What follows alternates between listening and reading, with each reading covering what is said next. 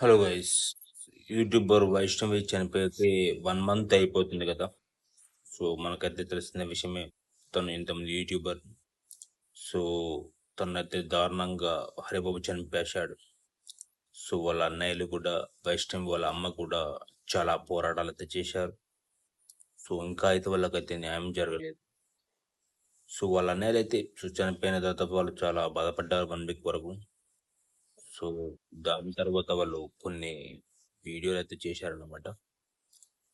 వాళ్ళ వీడియోలే కాదు, వాళ్ళతో పాటు మిగతా వాళ్ళు కూడా చాలా మంది వీడియో చేశారు వైష్ణవి మీద. వైష్ణవికి ఇలా జరిగింది, హెబాబు ఉరి శిక్ష పడింది అని కొంతమంది వీడియో చేశారు. సో అదేవిధంగా వైష్ణవి వాళ్ళ అమ్మ అయితే ఇంకా ఏడుస్తూనే ఉంది. సో తను ఇంకా చాలా ఘోరంగా ఏడుస్తుంది. సో కొంతమంది ఏంటంటే, డబ్బుల కోసమే అలా చేస్తున్నారు. సో తప్పంది, అలా తప్పుగా మాట్లాడకూడదు. వాళ్ళు డబ్బుల కోసం అలా చేయట్లేదు. సో నిజమైన తల్లి ప్రేమను చూసి మీరు మాట్లాడండి.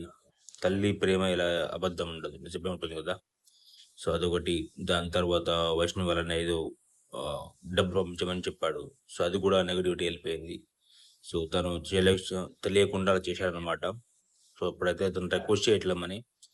సో అదే విధంగా వీళ్ళు కూడా కేసీఆర్ దగ్గరికి వెళ్ళారనమాట మీటింగ్ పెడితే. సో న్యాయం జరుగుతుందని. సో దగ్గర వరకు వెళ్ళారు కానీ కేసీఆర్ గారిని కలవలేకపోయారు.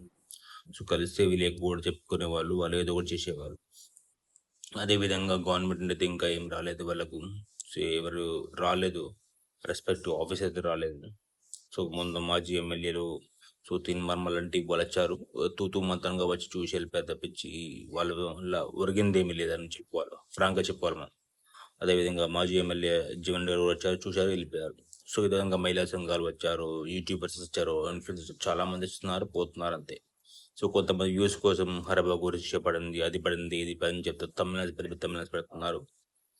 సో ఇంకా ఏం అబ్జర్వేషన్ అంటే, వైష్ణవ్ వాళ్ళ 13 మంది అన్నారు, అలో కొంతమంది కూడా తమిళ పెట్టారు. వాళ్ళందరికీ కూడా నాకు అర్థం కావట్లేదు ఏం చేయాలంటే. ఇంకేముందంటే, పోస్ట్ మార్టం రిపోర్ట్ రాలేదంటున్నారు కదా. ఎందుకు రాలేదు?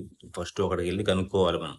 ఏదో ఆఫీసర్ని పట్టుకొని ఎవరో పట్టుకొని ఫస్ట్ పోస్ట్ మార్టం రిపోర్ట్ తెప్పించుకొని, సో అందులో కరెక్ట్గా ఏమొచ్చింది డీటెయిల్స్ అది తెలుసుకోవాలి. దాంతో తెలుసుకొని ఆ రిపోర్ట్ తీసుకొని వాళ్ళుగా ఆఫీసర్స్ దగ్గరికి వెళ్ళి, సో ఈ కేసు మీద ప్రొసీడ్ ఎలా అవ్వాలి అది తెలుసుకుంటే బాగుంటుంది. అది తెలుసుకుంటా వీడియో చేయడం వల్ల ఏం రాదు కదా. వైష్ణవి న్యాయం జరగాలి. యూట్యూబ్లో వీడియో అప్లోడ్ చేస్తే న్యాయం జరుగుతుందా? జరగదు. మనం బయట తిరుగుతూనే న్యాయం జరుగుతుంది. ఎందుకంటే ఇది రియల్ లైఫ్లో మనం యూట్యూబ్ పెడితే మాత్రం న్యాయం జరగదు. సో మనం వెళ్ళాలి, కలవాలి, అదే విధంగా చేస్తేనే మనకు న్యాయం జరుగుతుంది. సో నేను కూడా